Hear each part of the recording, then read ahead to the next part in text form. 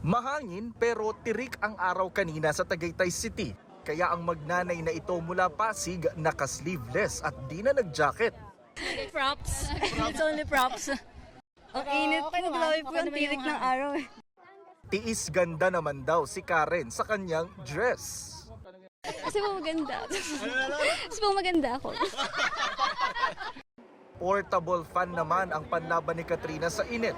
Mainit po kasi yung panahon. Pero expect ka ba na malamig? Oo, kasi alam mo.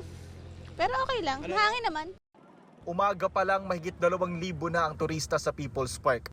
Mas maraming bisita sa Picnic Grove kung saan may mga nag-zipline, horseback riding at nag-picnic. Medyo mainit ng panahon eh, mainit na. Di kaya nag-ice candy.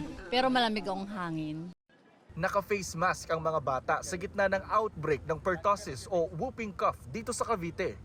Para hindi rin makahawa or hindi siya mahawa. Yun nga, yung sakit ng pertussis.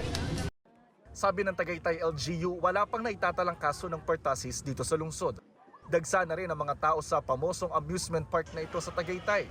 Patok ang mga extreme rides, mapabata man o matanda. Nakakabaliktad yung ng sikmura. Dito yung vibe na maganda, mas presko.